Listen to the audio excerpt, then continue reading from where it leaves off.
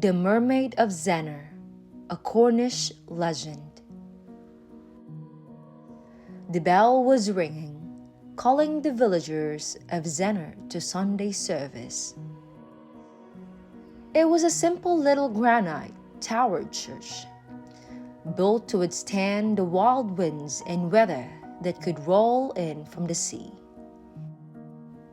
Matthew Trualla stood in the choir stalls and looked at the new bench he had been carving. It was nearly finished and wanted only one more panel to be carved. As the voices of the congregation rang out in the hymns, a sweet, pure voice was heard, a voice that no one had heard before. When the villagers turned to leave at the end of the service, there at the back of the little church stood the most beautiful woman any of them had ever seen. Her dress was made of soft, rustling silk, at one moment green, the next blue like the sea. Round her neck she wore a gleaming necklace of pearls, and her golden hair fell down her back almost to the floor. As Matthew walked out, the woman placed her hand on his sleeve. "Your carving is beautiful, Matthew." Matthew blushed and turned his rough cap round and round in his great red hands, his deep blue eyes wary. "Why, thank you, ma'am," he managed to stutter before he fled out of the church, where the beautiful lady went no one quite saw. The next day, Matthew was hard at work, carving the decoration of leaves that went round the edge of the bench, when he heard the soft rustle of silk. There stood the woman again. "What will you put in the last panel, Matthew?" she whispered, and she smiled into his deep blue eyes. Matthew sensed a strong smell of the sea in the tiny church as he bent to get up off his knees, but when he looked up again, there was no sign of the woman. The next Sunday, the lady was in church again.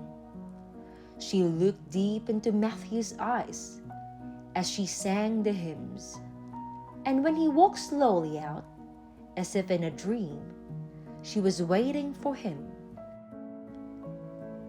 "Will you carve my image in the last panel, Matthew?" she asked, and her voice was gentle and sighing like the withdrawing tide on a shingle beach. Matthew's deep blue eyes gazed far over her head, out towards the sea, but he did not reply. Only the schoolmaster and his wife noticed that the seat where the woman had sat was wet with sea water, but they said nothing.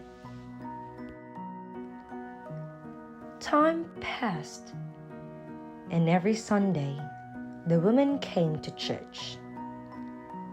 Matthew seemed like a man in a dream, his eyes always looking out to sea.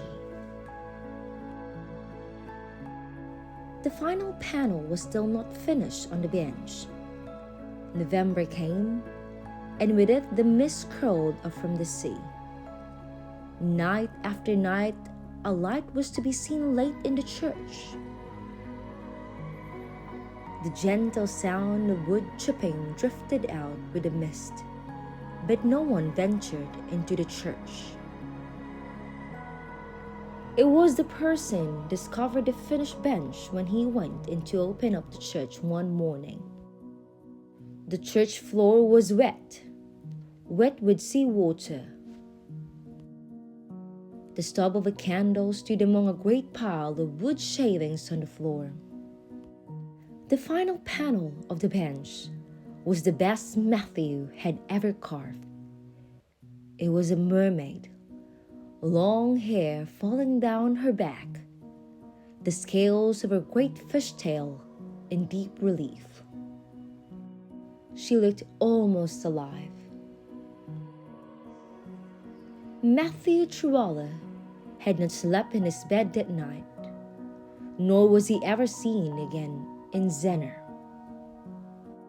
The mysterious woman never came to church again. The schoolmaster and his wife never took off the wet seat. Only the fishermen would shake their heads as they sat talking on the winter's evenings.